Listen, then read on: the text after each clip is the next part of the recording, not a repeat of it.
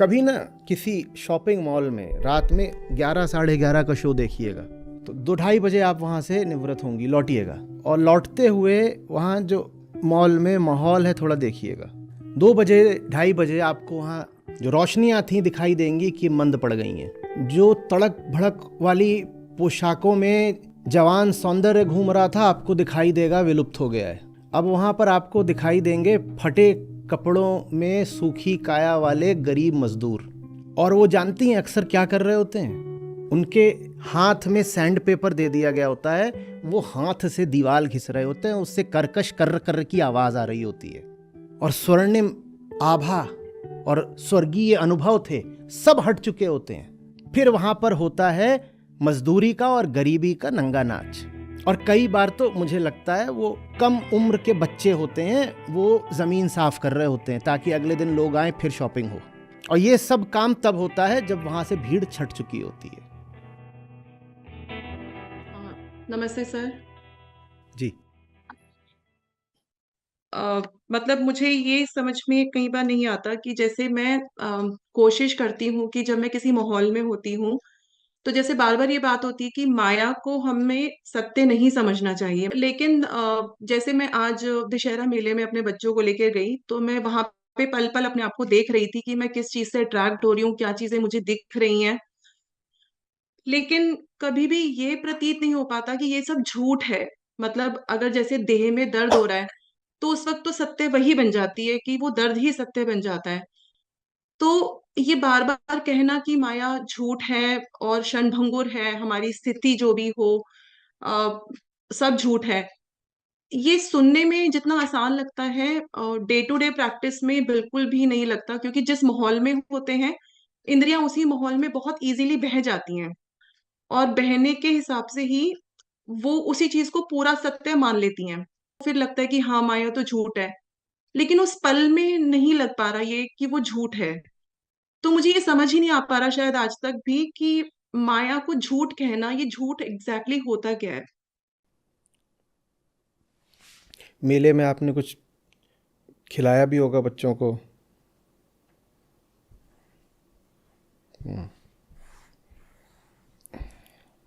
मेले में बिक रहा था जी। तो दिखने में अच्छा लग रहा होगा वो। हाँ जी, हाँ जी। उसका बच्चों की सेहत पे असर क्या पड़ेगा? कुछ ख़ास नहीं मतलब खराब। सेहत पर खराब असर पड़ेगा। दिखने में कैसा लग रहा था? अच्छा। अच्छा, आकर्षक। तो आपको क्या समझ में नहीं आ रहा?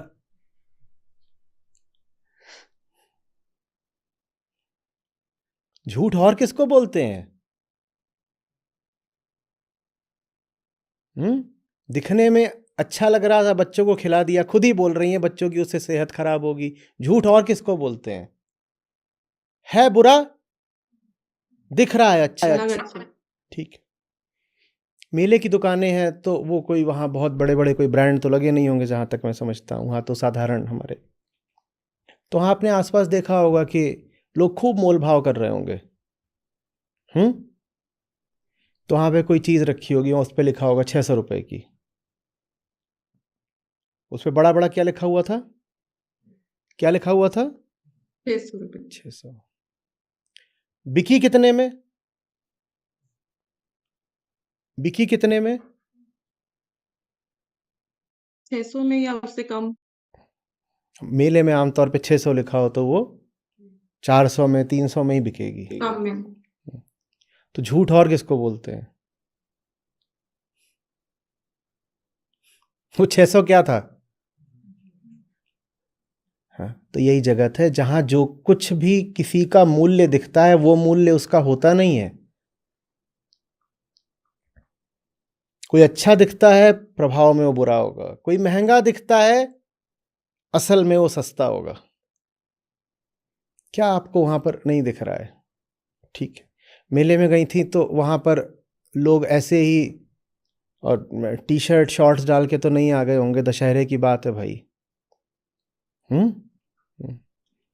तो वो वहाँ पर आए हुए हैं, घूम रहे हैं, अच्छे-अच्छे कपड़े उन्होंने पहन रखे हैं, है ना?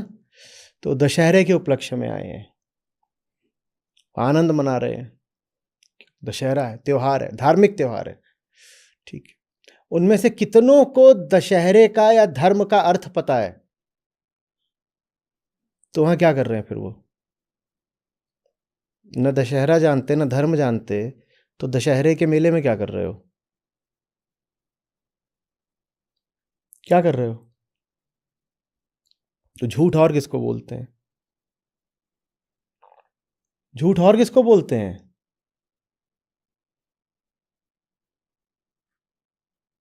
ठीक है, त्योहार का मतलब होता है आनंद, क्योंकि उत्सव कभी भी दुख का तो मनाया नहीं जाता, या मनाते हैं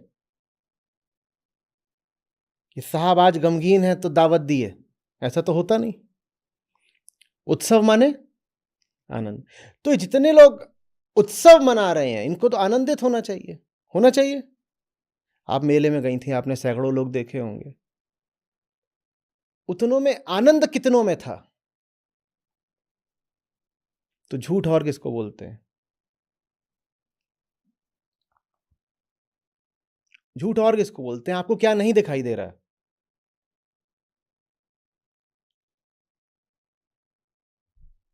और जगत जिन जगहों पर सबसे ज्यादा शोर मचाए और खूब चकाचौंध दिखाए, वो जगहें तो सबसे ज्यादा उपयुक्त होती हैं जगत का झूठ देखने के लिए। आपको झूठ दिखा कैसे नहीं? वहां तो झूठ ही झूठ का विस्तार होता है। जगत अगर चुप रह जाए तो हो सकता है उसका झूठ फिर भी छुपा रह जाए, पर जहां जगत ने मुंह खोला, जहां जगत ने चेहरा दिखाया, वहां तो वो पक्का ही फंसी जाएगा।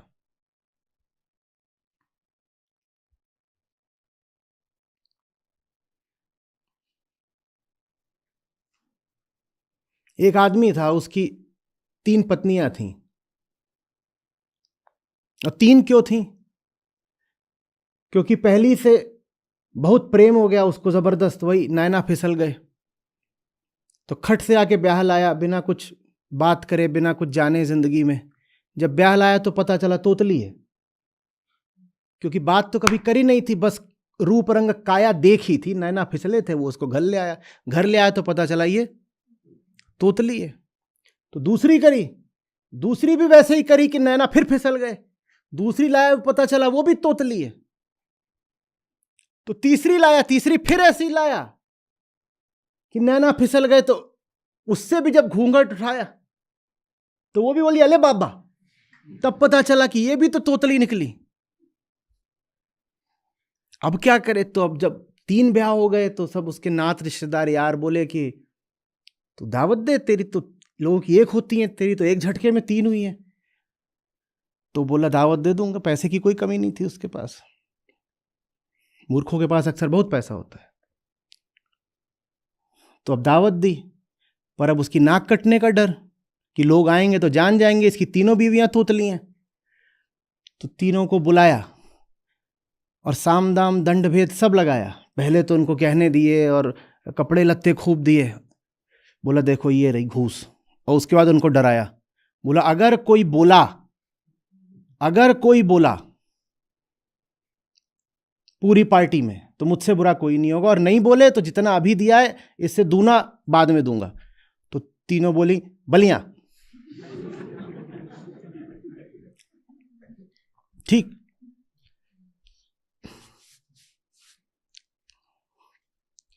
तो अब तीनों अपना घूम रही हैं बन ठन के, और कोई बात करने आए तो बस कोई मुस्कुरा रही हैं, कोई ये कर रही, कोई बोल कुछ नहीं रही है। लोग कह रहे हैं देख गजब की हैं, क्या भाव है इनके, बात ही नहीं करती,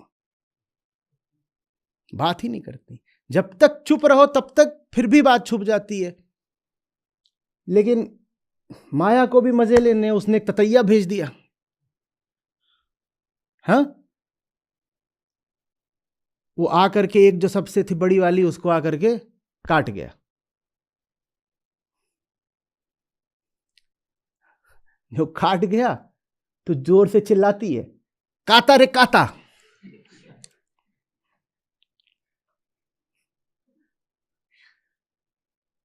तो जब वो चिल्ला पड़ी तो जो उसके बगल वाली थी वो बोली, ये तो सबको मरवा दे। बोली, काता तो काता, पल तू बोली काहे? तो तीसरी बोली, अरे ये तो दोनों ही मूर्ख निकली। तो तीसरी आके बोलती, अरे वो बोली तो बोली, पर तुझे तो नहीं काता, तू काहे बोली? हो गया।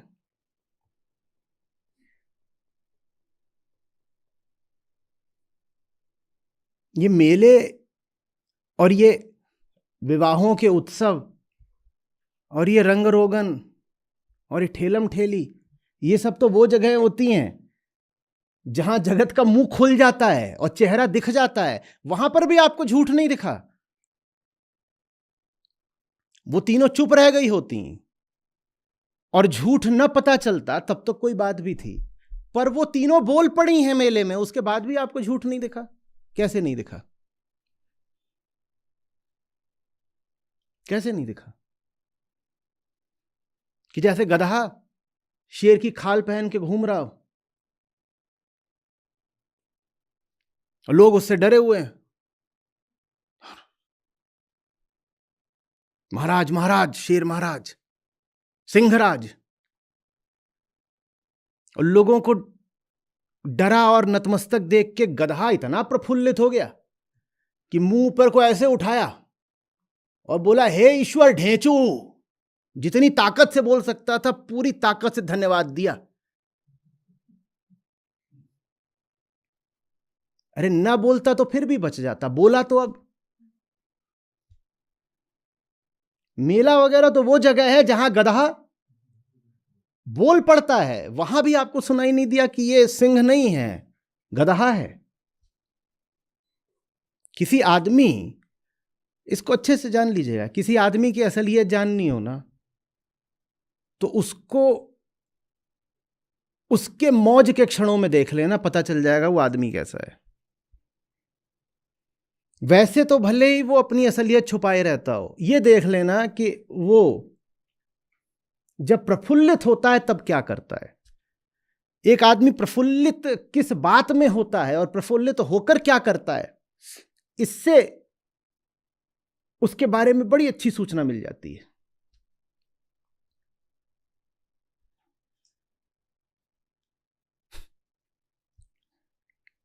आपकी जिंदगी का स्तर क्या है वो सबसे ज्यादा पकड़ में आता है इसी बात से कि आप किन बातों में खुशी ढूंढते हो।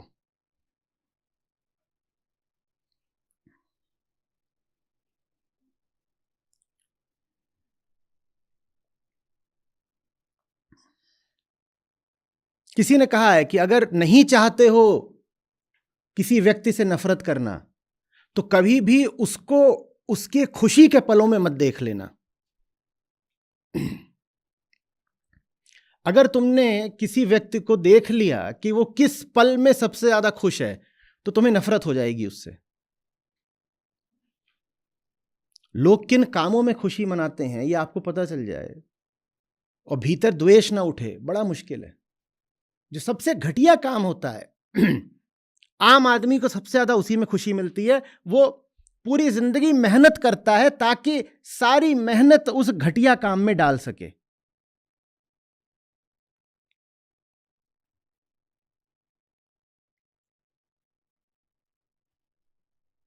पूरे साल मेहनत करी काय के लिए? अब काम तो घटिया, एकदम मन नहीं लगता करने में, पूरे साल मेहनत क्यों करी? क्रिसमस के आसपास एक हफ्ते की छुट्टी लेंगे, लोग उसी समय ज्यादा लेते हैं। 23 दिसंबर से 2 जनवरी तक की छुट्टी लेंगे और उसमें क्या करेंगे? जा करके पर्यावरण खराब करेंगे, तमाम तरह की नौटंकियां करेंगे। अगर अविवाहित हैं तो थाईलैंड, बैंकॉक कहीं चले जाएंगे, वहां उत्तम दर्जे की वेश्यावृत्ति करेंगे, रसीद कटा के जो करी जाती है। ये खुशी है। पूरे साल जान लगाकर मेहनत करी थी उस एक पल तक आने के लिए जिस पल में तुम अपना सबसे घटिया काम कर सको। बहुत मेहनत करी साल भर, भाई साहब ने जिंदगी भर मेहनत कर करके पैसा इकट्ठा करा, किस लिए? ताकि अंततः उस पैसे से वो अपनी बेटी की शादी का मेला लगा सकें।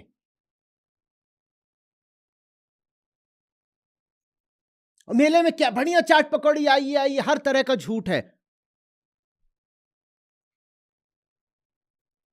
लेकिन खुशी पूरी है। ये पूछे क्या हो रहा है, क्या चल रहा है, होए खुशियां। उन खुशियों में भी अगर आपको झूठ नहीं दिखा तो कहां दिखेगा? कह रही मेले में झूठ नहीं दिखा।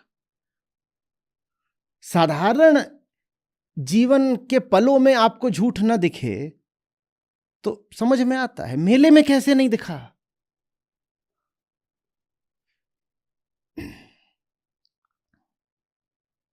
आप सोचिएगा, आदमी कोई हो जो बहुत बढ़िया है, कहीं बहुत ऊंचा आदमी, बहुत ऊंचा आदमी, अंततः वो खुशी कहां पाता है? देखिएगा, देखिएगा वो कहां खुशी पाता है, और वहां से ही आपको पता चल जाएगा उस आदमी का स्तर क्या है।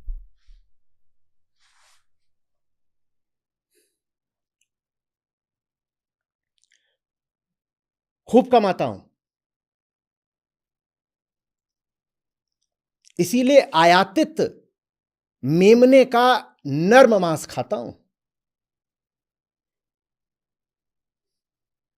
तुम लोग घटिया लोग हो, देसी सुअर खाने वालों, तुम्हें क्या पता असली चीज क्या होती है? असली चीज होती है मेमना बस 2 महीने का हो, तब उसकी गर्दन पे छुरी चलाओ, क्या उसका नर्म मांस होता है। भारत में तो मिलता भी नहीं है, सीधे दक्षिण अफ्रीका से मंगवाता हूं मेमने का नर्म मांस, और उसमें जो मुझे खुशी मिलती है, उस खुशी से मेरी जो सारी मेहनत है साल भर की वो सार्थक हो जाती है।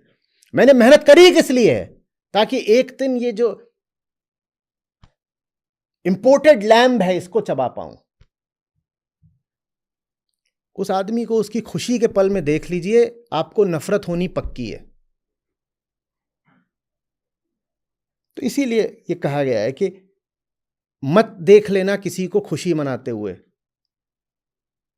वो इंसान गिर जाएगा तुम्हारी नजरों से।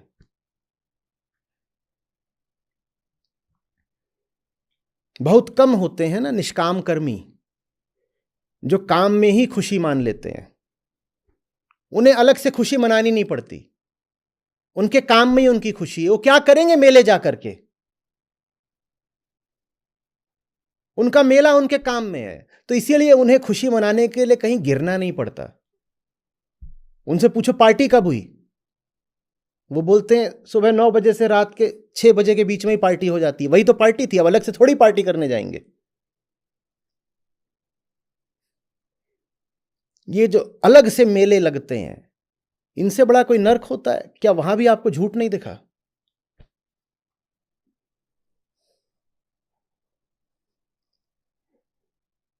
सिल्क की साड़ियां तो दिख रही होंगी, और सिल्क की साड़ी के भीतर जो हंस है वो कितना हंस रही होगी। और जो सिल्क की साड़ी है पता है ना कहां से आई है? वो चीखें नहीं सुनाई दे रही, बस वो हंसी दिखाई दे रही है। उस साड़ी में जो लिपटी है, और सिल्क के कुर्ते भी होंगे भाई, त्योहारों का मौसम है तो हम धार्मिक हो जाते हैं, पता नहीं कुर्ता कैसे धार्मिक चीज हो गई।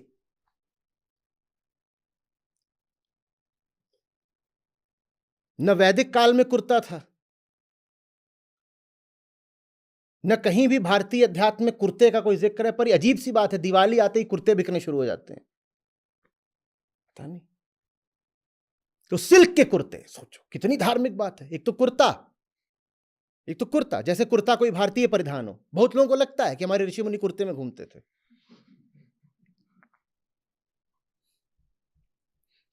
तो एक तो कुर्ता, वो भी सिल्क का, आपको झूठ नहीं दिखा।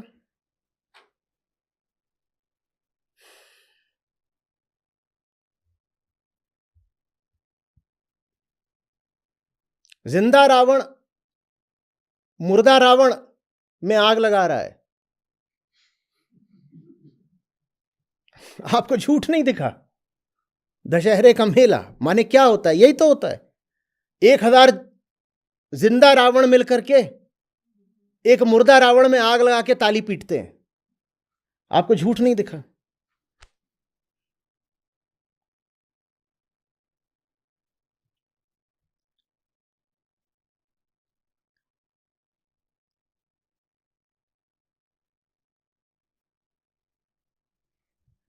किसी में वैराग्य उत्पन्न करना हो, किसी को जगत की नंगी कुरूपता दिखानी हो, उसके लिए जगहें होती हैं। ले जाओ उसे किसी के जन्मोत्सव पर, विवाह उत्सव पर, दिखा दो उसे बकरीद पर बकरे कटते हुए कि ये उत्सव है, ये धर्म है। खून की नदियां बह रही हैं, धर्म है। और दिखा दो उसको मेले ठेले।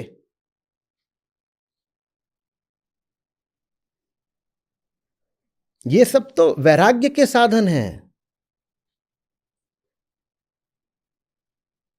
जिस आदमी को जगत की निस्सारता नहीं भी दिख रही हो, उसे इन सब दावतों में और पार्टियों में दिख जाए,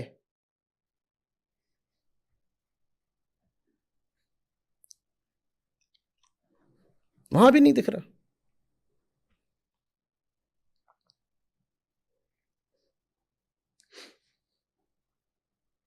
कभी ना किसी शॉपिंग मॉल में रात में 11 साढ़े 11 का शो देखिएगा, ठीक है? तो 2-2:30 बजे आप वहां से निवृत्त होंगी, लौटिएगा। और लौटते हुए वहां जो मॉल में माहौल है थोड़ा देखिएगा। 2 बजे 2:30 बजे आपको वहां जो रोशनियां थी दिखाई देंगी कि मंद पड़ गई हैं। जो तड़क भड़क वाली पोशाकों में जवान सौंदर्य घूम रहा था, आपको दिखाई देगा विलुप्त हो गया है।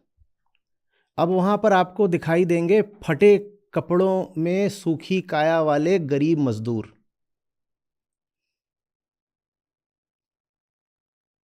और वो जानती हैं अक्सर क्या कर रहे होते हैं?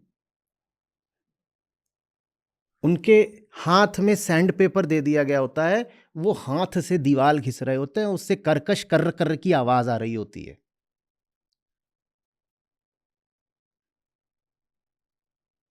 वो जितनी वहां पर तड़क भड़क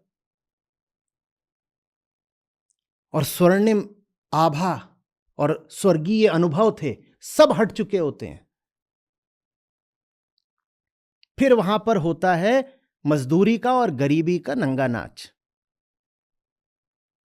और कई बार तो मुझे लगता है वो कम उम्र के बच्चे होते हैं, वो जमीन साफ कर रहे होते हैं ताकि अगले दिन लोग आए फिर शॉपिंग हो। और ये सब काम तब होता है जब वहां से भीड़ छट चुकी होती है।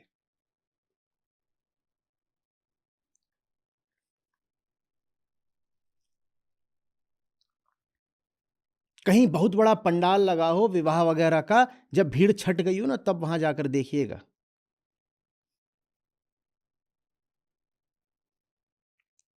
वो गंदगी, वो सन्नाटा, वो निस्सारता, सूनापन, सब खुशियों का खोखलापन, जीवन की ही पूरी व्यर्थता। दोने, प्लास्टिक,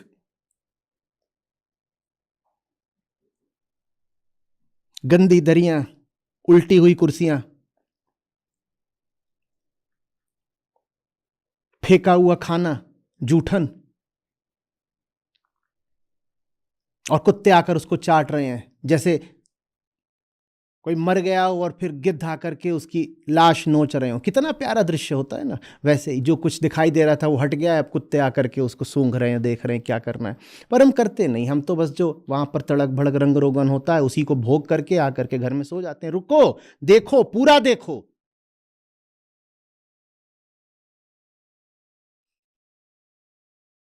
कैसे नहीं दिखाई देगा?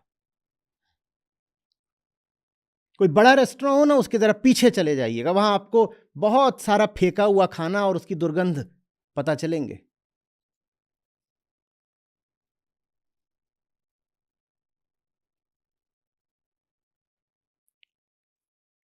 वो सब इंडस्ट्रीज जो हमें ये सब देते हैं, जो कि देखिए कितना अच्छा है, क्या कपड़ा है, क्या बढ़िया रंग है,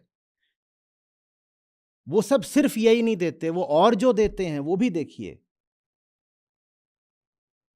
ये देह का उत्सव ही है कि आप देह पे इसको डाल रहे हो और इस पर भी ये, वो भी, इस पर ये भी पहनना है, टोई टाई लगा दो और घड़ी बढ़िया, ये अंगूठी भी हो, जो कुछ भी देह के लिए सब किया जाता है, पूरा रंग। उसको उतना ही मत देखिए जितना आपको उससे मिला है। उससे जो पूरी कहानी है निकली, वो पूरी देखिए तो पता चलेगा।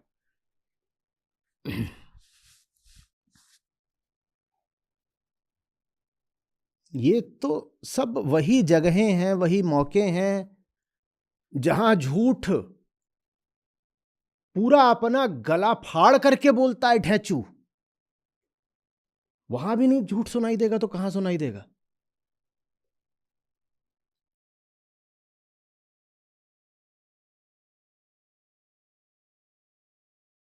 धूमिल का वक्तव्य था कि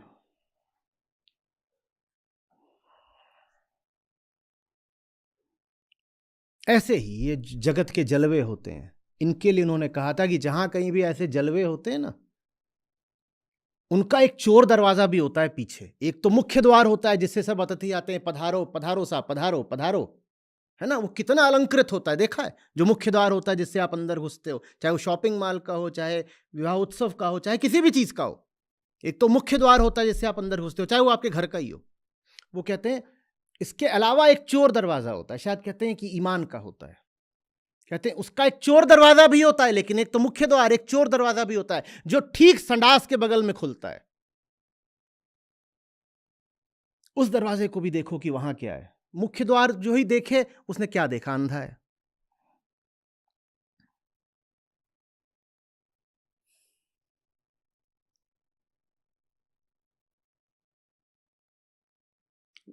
जिन्हीं भी बहुत महान भव्य बड़ी जगहों पे जाओ ना, उनमें बस वही मत देखो जो आपको दिखाने की कोशिश की जा रही है, वो भी देखो जो आपसे छुपाया जा रहा है। थोड़ा उसका चक्कर लगाओ, पीछे का माल देख कर आओ, पीछे का माल और पीछे का हाल वो भी देख कर आओ। पीछे का देखने की नौबत ही ना आए अगर अंदर का देख लो। वहां जो भी कुछ दिखाया जा रहा है, जो भी लोग खड़े हैं, जो भी व्यवस्था बनाई गई है, उसके अंदर थोड़ा झांक कर देख लो, सब दिख जाता है।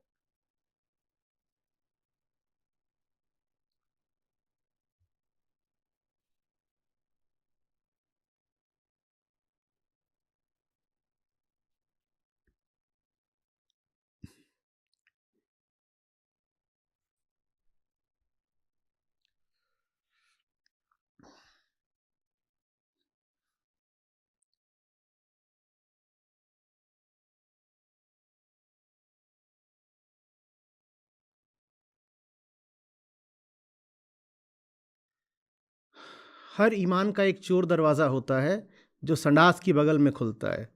दृष्टियों की धार में बहती नैतिकता का कितना भद्दा मजाक है कि हमारे चेहरों पर आंख के ठीक नीचे ही नाक है। वो कह रहे हैं देख तो रही हो, सूंघ भी लिया करो। मतलब समझो कि अपनी इंद्रियों का आधा ही क्यों उपयोग करते हो? पूरा ही देख लो ना। देख रहे हो, सूंघो भी, समझो भी, वरना दिखावा तो बस दिखावा है।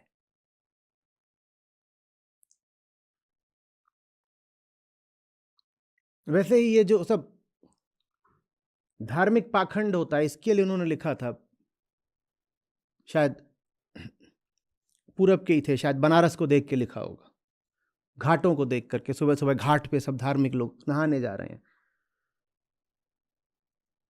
तो कह रहे स्नान घाट पर जाता हुआ रास्ता देह की मंडी से होकर गुजरता है।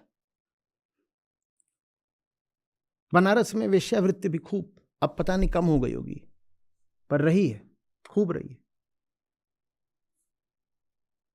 कहावत चलती थी, रांड सांड सीढ़ी सन्यासी, इनसे बचे तो पावे काशी। ये चार हैं, ये आपको काशी पाने नहीं देंगे। रांड माने वेश्या, सांड माने वहां खूब घूमते हैं ये सांड लोग, आप जाओ वहां तो दौड़ा लेंगे। सीढ़ी माने पतली पतली गलियां हैं, तो उसमें ये ऊपर ऊपर ऊपर ऊपर, और इसके अलावा घाटों की सीढ़ियां। थोड़ा दुर्बल आदमी हो तो सीढ़ी में ही फंस जाता है। और सन्यासी माने सन्यासी के नाम पे जो पाखंड करके घूम रहे हैं, ठगने के लिए आपको पंडे लोग, पैसा निकाल पैसा, तो कह रहे इनसे बचे तो पावे काशी।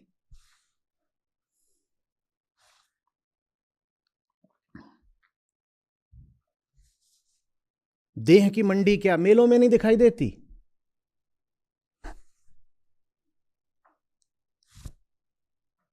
दिखता नहीं है? देह की मंडी उत्सवों में नहीं दिखाई देती? कैसी बातें कर रहे हैं।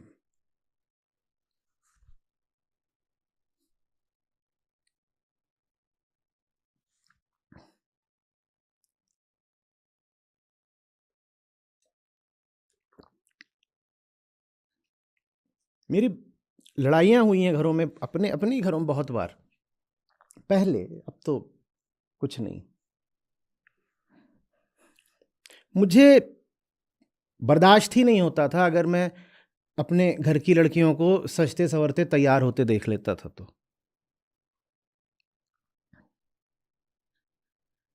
खास तौर पर इस तरह के उत्सवों के लिए कि ये सब करके और कुछ करा, ये सब करा। अपने आप अच्छी हो, सुंदर हो, ये क्या कर रही हो, क्या है ये, तुम समझ भी रही हो ये क्या कर रही हो।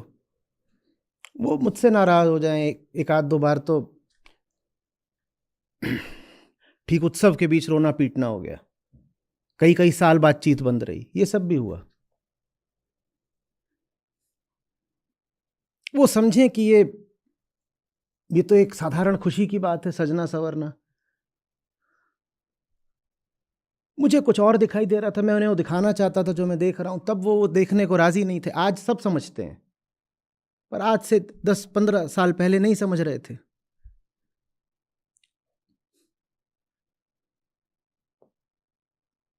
मेरे अपने ही छोटे भाई का विवाह था, बाप रे, अब नहीं करूंगा, पर उस समय पुरानी बात हो गई। मैंने उसमें कितना उपद्रव करा। मैंने कहा मैं आऊंगा ही नहीं अगर ये एक भी, ये जो तुम हनी सिंह लगाते हो, एक भी बजा। अब उसकी भी अपनी मित्र मंडली, वो भी आईआईटी से है, उसके सब यार दोस्त वो इकट्ठा हुए थे, कुछ विदेश से आए थे। उन लोगों ने अपनी तरह का गाने बजाने का और एंटरटेनमेंट और ये सब बड़ा प्रोग्राम रखा था, एक 5 स्टार होटल करके। मैंने कहा कर लो, मैं आऊँगा ही नहीं। मैंने कहा मैं एक ही शर्त पे आऊँगा, यहाँ सिर्फ कबीर साहब के दोहे बजेंगे। उसके दोस्तों ने कहा ये शादी है कि क्या है, यहाँ दोहे बजेंगे। मैंने कहा तो मना लो, मैं नहीं आऊँगा।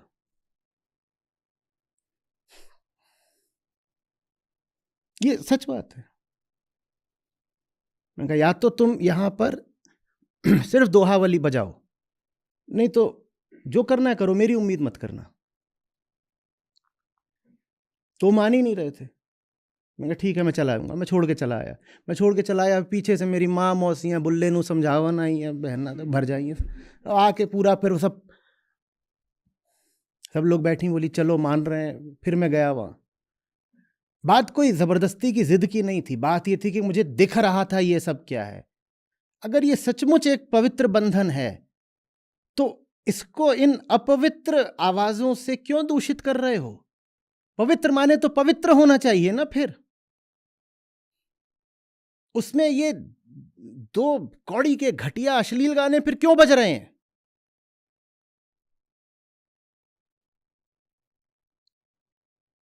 किसी और मौके पे बजा लो ठीक है, पर अभी नहीं।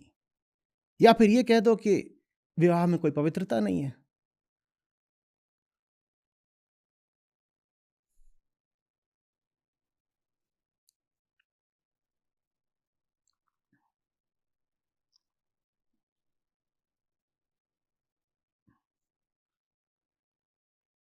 हालांकि अब वैसा कुछ होगा तो मैं नहीं इतना आग्रह करूंगा। अनुभव ने सिखा दिया है कि हर जगह अड़ने से लाभ नहीं होता है। मैं देखूंगा कोई कुछ और हो शायद, या शायद अब ऐसा हो कि खुद ही कभी दोबारा ऐसा कुछ हो तो लोग कहें कि अगर इनको बुलाना है तो मामला दूसरा रखो। पर तब मैं भी थोड़ा ज्यादा जवान हो रहा था, ऐसे नहीं। पर मुद्दे की बात यह है कि ऐसे मौकों पर और ज्यादा साफ साफ दिख जाता है कि ये क्या चल रहा है। आपको कैसे नहीं दिखा।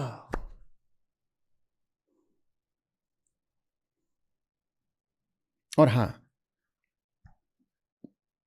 उस पूरे विवाहोत्सव में सचमुच संतवाणी ही बजी और मैं वहां लगभग काफी समय मौजूद था, पूरे ही समय। मेरे हटने के बाद कुछ और लग गया हो तो मैं नहीं कह सकता, पर मैं एक लंबे समय तक वहां था और बड़ा अच्छा था। किसी को समस्या नहीं हुई, किसी ने नहीं कहा कि अरे ये दोहे तो बड़े नीरस हैं, या ये भजन क्यों बजा रहे हो, ये तो बेकार की बात है। कौन से दोहे हैं वो भी मैंने ही चुना था। एक से एक प्रेम के भजन हैं कबीर साहब के, वो सब बजे थे और बहुत सुंदर था। वास्तविक प्रेम तो संत ही जानते हैं ना। तो विवाह उत्सव में संतवाणी ही तो बजनी चाहिए ना, या ये बजेगा कि तू तंदूरी चिकन है और मैं अब तेरी देह को खा जाऊंगा, मैं तुझे नोचूंगा, ये बजेगा क्या? तो ये कैसे बज जाता है फिर आपके शादी के पंडालों में?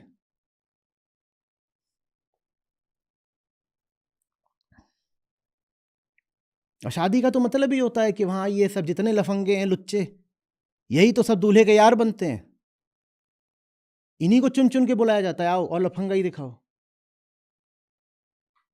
जबकि अगर वो एक पवित्र उत्सव है सचमुच, तो उससे इस तरह के लोगों को एकदम दूर रखा जाना चाहिए कि और कोई आए तो आए, ये लुच्चे नहीं आ सकते, और ये लुच्चे सबसे ज्यादा आएंगे, यही लफंगाई करेंगे, यही घोड़ी के आगे नाचते हैं, यही उसको फिर बिदकाते हैं, यही सब। ऐसे मौके तो जैसे टेलर मेड होते हैं हकीकत पर से पर्दा उठाने के लिए, है ना, ऐसे मौकों पे तो और ज्यादा दिखना चाहिए ना कि सच्चाई क्या है हमारी जिंदगी की, हमारी खुशियों की, हमारे उत्सवों की।